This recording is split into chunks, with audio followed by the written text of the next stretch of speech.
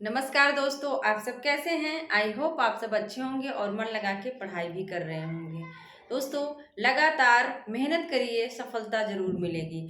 पढ़ाई में ना निरंतरता ज़रूर होनी चाहिए, क्योंकि कभी-कभी होता है कि हम पढ़ते हैं और 2-4 दिन फिर मौज-मस्ती करने लगते हैं, फिर कभी मोटिवेशनल कोई चीज़ देख लिए, कोई वीडियो दिख गया, फिर पढ़ने लगते हैं, फिर ब्रेक हो जाता है। तो ऐसा नहीं करना है।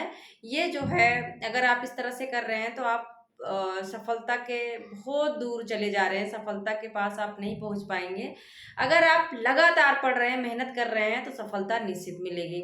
आइए देखते हैं, आज का जो हमारा टॉपिक है बहुत ही इम्पोर्टेंट है। यहाँ से क्वेश्चन बनते हैं और गलत करके हम आ जाते हैं। एकदम आसान क्वेश्चन होता है, लेकिन थोड़ा सा ध्यान ना देने की वजह से हमारा क्वेश्चन गलत हो जाता है। तो क्या है, प्राण वायु के आधार पर वर्गीकरण किसका है? ये व्यंजनों का वर्गीकरण किसका है? व्यंजन का वर्गीकरण। हमने स्वर का देखा था, क्या देख रहे हैं? प्राण वायु के आधार पर व्यंजनों का वर्गीकरण, मतलब कि किस व्यंजन का उच्चारण करने में कितनी प्राण वायु निकल रही है, किसका उच्चारण करने में कितना कम प्राण वायु निकल रही है, उसके आधार पर यह वर्गीकरण है। इसमें जैसे कि आप जानते हैं, अल्प प्राण और महाप्राण दो हैं। अल्प प्राण और महाप्राण सभी को पता होता है अक्सर कि जो दो वर्ग का दूसरा और चौथा होता है, ये क्या होता है? ये हमारा महाप्राण क्या होता है? ये महाप्राण होता है। लेकिन जो पहला होता है, तीसरा होता है, पांचवा होता है, ये क्या होता है? हमारा अल्प प्राण होता है। क्या होता है? ये अल्प प्राण होता है। ठीक है, इस तरह से आप याद रखिए। जो 100, क्या याद रखना है, 135 जो होता है वह अल्प प्राण होता है। 2-4 जो है वो क्या है? महाप्राण है। इसको आप मोटा मोटा याद रखेंगे। लेकिन जो क्वेश्चन बनाता है एग्जाम में, वो आपको कंफ्यूज यहाँ करता है अंतस्थ को लेकर और सभी स्वर। देखो, जो सभी स्वर है ना, आ से लेके आहा तक जो भी है, जो सारे स्वर हैं वो क्या है? अल्प प्राण है। वो क्या है? अल्प प्राण है। तो अगर एग्जाम में आपके पूछ ले कि निम्नलिखित में से कौन सा अल्प प्राण है, उसमें से आप लोगों को जो है दे दे, 2-4 में से कोई वर्ण दे दे और एक स्वर कोई दे दे, तो स्वर को देख के आपको कंफ्यूज नहीं होना है। सारे स्वर क्या होते हैं? अल्प प्राण होते हैं। मैंने इसकी ट्रिक बना ली, क्योंकि ये जो है चीज याद नहीं होती थी, थोड़ा सा अलग से है, तो कि सारे जो स्वर होते हैं अल्प प्राण होते हैं, ये याद नहीं रहता है, आपको भूल जाएगा। आपको लगेगा कि हमने 2-4 याद किया है। महाप्राण होते हैं, 135 जो होता है वो अल्प प्राण होता है, लेकिन स्वर क्या होते हैं ये नहीं याद होता। तो मेरी जो बेटी है उसका नाम क्या है? स्वरा। क्या है? स्वरा। अभी छोटी है। क्या है? वो अभी छोटी है। तो हमने वहीं से याद कर लिया, स्वर मतलब जो स्वरा है, स्वर है, वो क्या है? अभी अल्प प्राण है, अभी छोटी है, अल्प है। ठीक है, आप भी ऐसे कर सकते हो। बेटी का नाम मेरी बेटी का नाम क्या है? स्वरा है। तो वहीं से हमने लिंक कर लिया था कि जो स्वरा है, स्वर है, वो क्या है? अभी अल्प प्राण है, अभी छोटी है, अल्प प्राण है। ठीक है, तो ये हमें हमेशा हमारे दिमाग में जो है बैठ गया है, हमेशा के लिए, ये कभी नहीं भूलता है। जो सभी स्वर हैं क्या है? अल्प प्राण हैं।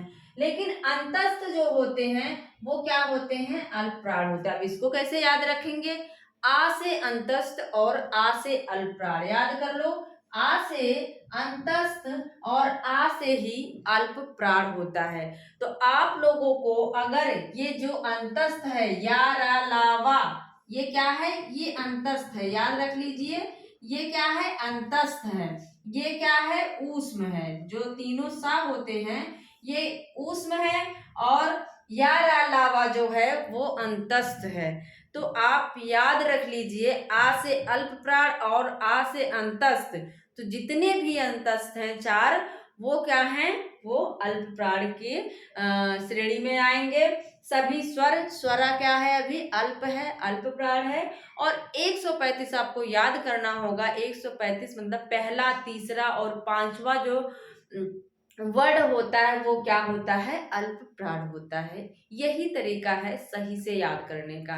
फिर देखिए महाप्राण किसे कहेंगे, महाप्राण में ऊष्म आ जाएगा और 2 4 क्या है 24 याद करना होगा आपको। 2 4 मतलब 2 4 24 का मतलब दूसरा और चौथा जब उच्चारण कर रहे हैं तो उसमें ज्यादा वायु निकल रही है। आप उच्चारण करके देख भी सकते हैं।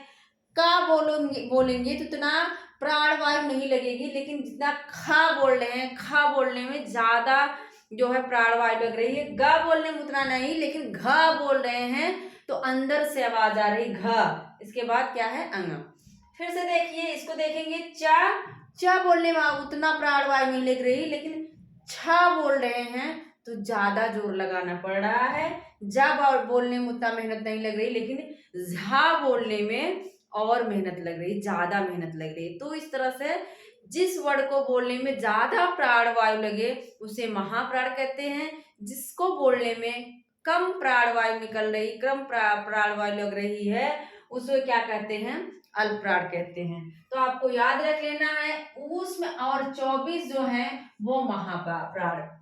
हमने अंतस्थ की ट्रिक बता दी, आ से अंतस्थ, आ से अल्पप्राण, तो बच क्या रहा है, ऊष्म बच रहा है। देखो ऊष्म ऊष्म बच रहा है तो ऊष्म कहाँ चला जाएगा, महाप्राण में। तो इसकी कोई अगर आप ट्रिक नहीं लगाते हैं फिर भी आपका क्वेश्चन सही हो जाएगा। जहां आपको अल्पप्राण दिखे वहां से अ से अल्पप्राण, जहां आपको अंतस्थ दिखे वहां आ से अंतस्थ, आ से अल्पप्राण पे जाना है। लेकिन जहां पे आपको ऊष्म दिख रहा है, देखिए आप यहाँ भी कर सकते हैं, ऊष्म में माँ आ रहा है और महाप्राण भी माँ से शुरू हो रहा है। तो ऊष्म महाप्राण पे चला जाएगा। और 24 क्या है, 2 4 जो है वर्ड पहला दूसरा और चौथा वो क्या हो जाएगा, महाप्राण हो जाएगा। अब देखिए कभी कभी हा को उठा के पूछ लेता है कि हा जो है हा अल्पप्राण है कि महाप्राण है। तो ये तीनों सा तो हमें याद रहते हैं, ऊष्म सा याद रहता है, लेकिन हा हम छोड़ देते हैं, शाखा शा याद कर लेते हैं। तो हा अगर आप भूल रहे हैं तो याद रख लो कि महाप्राण में हा है, तो अगर आपको हा अलग से पूछ रहा है तो आप हा को महाप्राण में लेके जाएंगे, क्योंकि महाप्राण में भी हा आ रहा है, हा से हल। और हा अगर पूछ रहा हा से हल कि किस में जाएगा तो आप उसको हा वाले में ही कर दो, महाप्राण में चला जाएगा। ठीक है। अब इसी में आप घोष और सघोष भी याद कर लो। घोष और सघोष बहुत कंफ्यूज करता है हमें। घोष और सघोष हमने इसको याद कर लिया था, 12 से 300 क्या करना है हमें, 12 से 3 सोना हमारे सोने का समय है। क्या है, 12 से 3 सोने का समय है। क्या है, 12 से 3 हमारा सोने का समय। देखो जब हम पढ़ते हैं ना तो हमें एक शेड्यूल अपना बना के रखना पड़ता है कि हमें इतना बजे उठना है, हमें इतना बजे सोना है, इतना बजे खाना है, इतना बजे थोड़ा सा टहलना है। क्योंकि अगर आप इस तरह से नहीं चल रहे हैं, कभी भी सो जा रहे हैं, कभी भी पढ़ने बैठ जा रहे हैं, कभी भी कुछ कर रहे हैं, तो आपका जो है टाइम टेबल जो पढ़ने का है वो टॉपिक कंप्लीट नहीं हो पाता है। तो जब मैं पढ़ती थी प्रयागराज में तो मेरा क्या था कि मैं सुबह में नहीं उठ पाती थी, क्योंकि काफ़ी लेट तक हम लोग पढ़ते थे, 3 4 बजे तक पढ़ते ही रहते थे, 2 3 बजे तक, जब तक नींद ना आ जाए। तो उसके बाद क्या करते थे हम लोग, 8 बजे तक लगभग सोते थे। 3 से 8 सो गए और 10 बजे तक हम लोग पूरा सब कुछ काम करके झाड़ू वाड़ू मार के नहा धो के 10 बजे तक बैठ जाते थे। तो क्या करना है, 10 बजे तक बैठ जाते थे, उसके बाद 12 1 बजे तक पढ़ते थे, फिर खा पी के 3 से 4 सोते थे 1 घंटे और फिर पढ़ाई शुरू। तो क्या है, एक शेड्यूल बना। मैंने यहीं से अपनी ट्रिक बना दी कि 12 से 3 अगर सोते हैं ना तो कोई घोष नहीं करेगा। मतलब 12 से 3 अगर सो रहे हैं तो घोष मतलब आवाज नहीं करनी है, अघोष रहना है। घोष नहीं करेगा कोई, अघोष रहना है। तो यहीं से देख लीजिए, आप भी इसको याद कर लीजिए। 12 से 300, 12 से 3 सोने का मतलब है कि जो वर्णमाला है उसका पहला और दूसरा, मतलब ये और ये, पहला और दूसरा, और क्या है ऊष्म, शाखा साहा, सा, हा नहीं करना है, सा। 12 से 300, 300 का मतलब है तीनों सा। 12 से 300 का मतलब है 300 का मतलब है कि तीनों सा ये क्या है, अघोष हैं। मतलब जब मैं सोने जा रही हूँ 12 से 3 सोने जा रही हूँ तो कोई घोष नहीं करेगा, मतलब सबको अघोष रहना है, घोष नहीं करना है। तो इस तरह से आप इसको याद कर सकते हैं। 12 से 3 100 मतलब पहला दूसरा और तीनों सा क्या हो जाएंगे, अघोष हो जाएंगे, घोष किसी को नहीं करना है। अब देखो 345 अंतस्थ और हा, तीनों सा उसमें गए थे लेकिन हा उसमें नहीं रहेगा, हा अघोष में नहीं रहेगा, हा चला आएगा। क्या है, चाहे आप सघोष कहो या घोष कहो, दोनों एक ही है। कभी कभी एग्जाम में उल्टा विलोम पूछ लेता है कि सघोष का उल्टा क्या होगा, तो सब लोग घोष लगा के आ जाते हैं। ठीक है, गलत है। आप चाहे सघोष कहो या घोष कहो, दोनों एक ही है, और सघोष या घोष का उल्टा क्या होता है, अघोष होता है। याद रखिएगा, इस चीज को भूलिएगा मत। पहले आप याद अगर कर ले रहे हैं, 12 से 300 अघोष रहना है, 12 से 3 में सोने जा रहा हूं, कोई घोष नहीं करेगा, अघोष रहना है। तो उसके बाद जो है, जो बच रहा है वही क्या हो जाएगा, घोष हो जाएगा। मतलब अंतस्थ और हा जो है क्या हो जाएगा, वो अघोष हो जाएगा, सघोष हो जाएगा। याद रखना है। तो आप भी इसको याद कर लीजिए, 12 से 300 अघोष रहना है, कोई घोष नहीं करेगा। पहला दूसरा और तीनों सा किस में चले जाएंगे, वो अघोष में चले जाएंगे।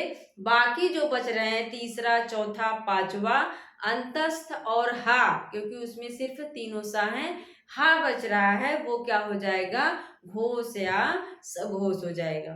मुझे लगता है कि आप लोगों को मेरी बातें समझ आ रही होंगी कि मैं बताने की कोशिश क्या कर रही हूँ। जहाँ से एग्जामिनर क्वेश्चन उठाता है, बनाता है, मैं वहाँ पे ट्रिक बनाने की कोशिश कर रही हूँ, ताकि आप लोग एग्जाम में कंफ्यूज ना हो।